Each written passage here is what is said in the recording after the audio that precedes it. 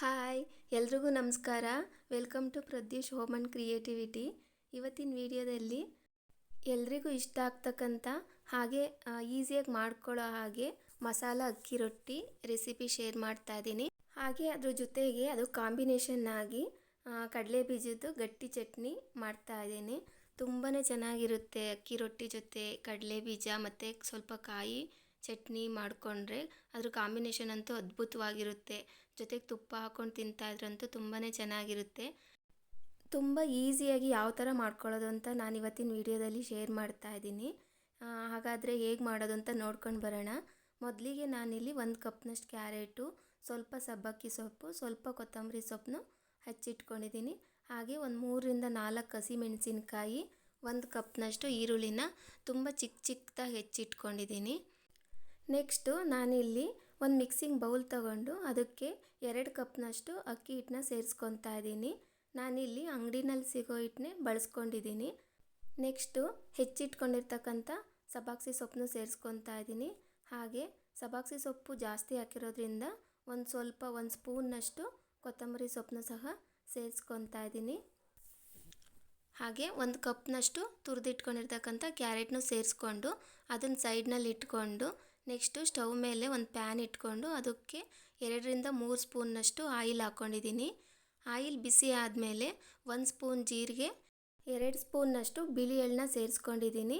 ಅದಷ್ಟು ಸಿಡಿದ ಮೇಲೆ ಸಣ್ಣದಾಗಿ ಹೆಚ್ಚಿಟ್ಕೊಂಡಿರ್ತಕ್ಕಂಥ ಹಸಿಮೆಣಸಿನ್ಕಾಯಿನೂ ಸೇರಿಸ್ಕೊಂಡು ಫ್ರೈ ಮಾಡ್ಕೊತಾ ಇದ್ದೀನಿ. 1 ನಿಮಿಷ ಅದನ್ನು ಹಾಗೆ ಫ್ರೈ ಮಾಡಿಕೊಂಡು ಅದಕ್ಕೇನೆ ಹೆಚ್ಚಿಟ್ಕೊಂಡಿರ್ತಕ್ಕಂಥ ಈರುಳ್ಳಿನೂ ಸಹ ಸೇರಿಸ್ಕೊತಾ ಇದ್ದೀನಿ. ಇದನ್ನು ಸಹ ಒಂದು 3 to 4 ಮಿನಿಟ್ಸು ಈ ಥರ ಫ್ರೈ ಮಾಡ್ಕೊತಾ ಇದ್ದೀನಿ. ತುಂಬ ಜಾಸ್ತಿ ಹೊತ್ತು ಫ್ರೈ ಮಾಡಿಕೊಂಡು ಸಾಫ್ಟ್ ಮಾಡಬಾರ್ದು. ಒಂದು 3 ಮಿನಿಟ್ಸು ಈ ಥರ ಫ್ರೈ ಮಾಡಿಕೊಂಡು ಫ್ಲೇಮ್ನ ಆಫ್ ಮಾಡಿಕೊಂಡು ನೆಕ್ಸ್ಟು ನಾನಿಲ್ಲಿ ಮಿಕ್ಸ್ ಮಾಡಿ ಇಟ್ಕೊಂಡಿದ್ವಲ್ಲ ಆ ಬೌಲ್ಗೆ ಸೇರಿಸ್ಕೊತಾ ಇದ್ದೀನಿ. ಇದಿಷ್ಟು ಆದಮೇಲೆ ನಾನಿಲ್ಲಿ 2 ಸ್ಪೂನ್ನಷ್ಟು ಉಪ್ಪನ್ನು ಸಹ ಸೇರಿಸ್ಕೊತಾ ಇದ್ದೀನಿ. ರುಚಿಗೆ ತಕ್ಕಷ್ಟು ನೋಡಿ ಸೇರಿಸ್ಕೊಬೋದು. ಉಪ್ಪನ್ನ ಸೇರಿಸಿ ಒಂದು ಸಲ ಹಾಗೇನೇ ಮಿಕ್ಸ್ ಮಾಡ್ಕೊತಾ ಇದ್ದೀನಿ.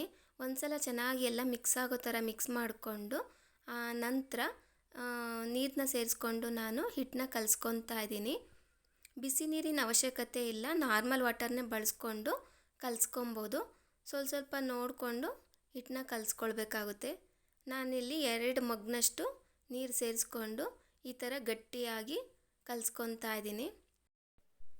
ವಿಡಿಯೋದಲ್ಲಿ ತೋರಿಸೋ ಥರ ತುಂಬ ಹೊತ್ತು ಇದೇ ಥರ ಮಿಕ್ಸ್ ಮಾಡ್ತಾ ಹಿಟ್ಟನ್ನ ಕಲಿಸ್ಕೊಬೇಕಾಗುತ್ತೆ. ಈ ಥರ ಮಾಡಿದಾಗ ನಾವು ರೊಟ್ಟಿ ಅನ್ನೋದು ತುಂಬ ಸಾಫ್ಟಾಗಿ ಬರುತ್ತೆ, ಚೆನ್ನಾಗಿರುತ್ತೆ.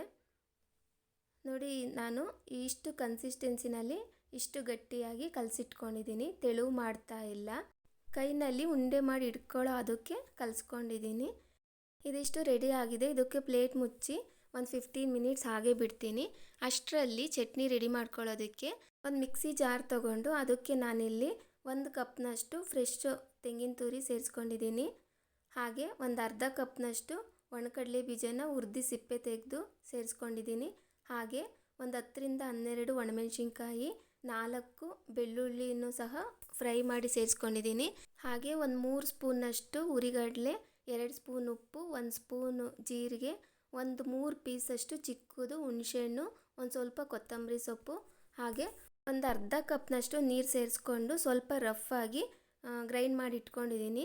ತುಂಬ ನೈಸ್ ಮಾಡ್ತಾ ಇಲ್ಲ, ಹಾಗೆ ನೀರು ಸಹ ಜಾಸ್ತಿ ಹಾಕಬಾರ್ದು. ಗಟ್ಟಿ ಚಟ್ನಿ ಮಾಡ್ತಾ ಇರೋದ್ರಿಂದ ಗಟ್ಟಿಯಾಗಿದ್ದರೆ ಚೆನ್ನಾಗಿರುತ್ತೆ. ನೆಕ್ಸ್ಟು ನಾನಿಲ್ಲಿ ಒಬ್ಬಟ್ಟು ತಟ್ಟೆ ಶೀಟ್ ಇಟ್ಕೊಂಡು ಅದಕ್ಕೆ ಸ್ವಲ್ಪ ಎಣ್ಣೆ ಹಚ್ಕೊಂಡು ಹಿಟ್ಟನ್ನ ಉಂಡೆ ಥರ ಮಾಡಿಕೊಂಡು ಆ ಪೇಪರ್ ಮೇಲೆ ಇಟ್ಕೊಂಡು ತಟ್ಕೊತಾ ಇದ್ದೀನಿ. ಇಲ್ಲ ಅಂದರೆ ಅದ್ರ ಮೇಲೆ ಇನ್ನೊಂದು ಕವರ್ ಹಾಕ್ಕೊಂಡು ಲಟ್ಟಣಿಗೆಯಿಂದ ಸಹ ಲಟ್ಟಿಸ್ಕೊಬೋದು, ಅದು ಕೂಡ ಈಸಿಯಾಗಿ ಮಾಡ್ಕೊಬೋದು. ನಾನಿಲ್ಲಿ ಕೈನಲ್ಲೇ ತಟ್ಕೊತಾ ಇದ್ದೀನಿ.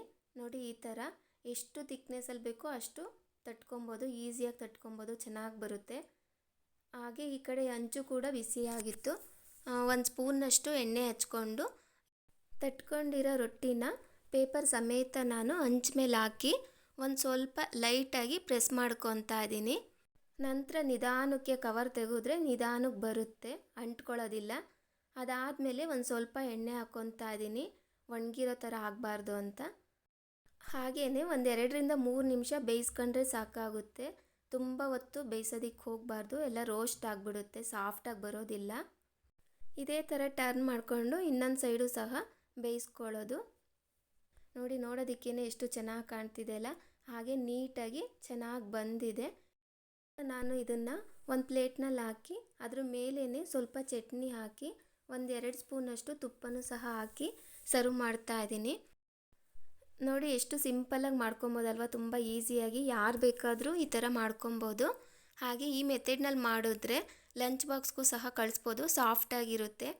ನಿಮಗೂ ಇಷ್ಟ ಆಯಿತು ಅಂದರೆ ನೀವು ಒಂದ್ಸಲ ಟ್ರೈ ಮಾಡಿ. ಹಾಗೆ ವಿಡಿಯೋ ಇಷ್ಟ ಆದರೆ ವಿಡಿಯೋಗೊಂದು ಲೈಕ್ ಮಾಡಿ, ಸಬ್ಸ್ಕ್ರೈಬ್ ಮಾಡಿ please. Thank you for watching.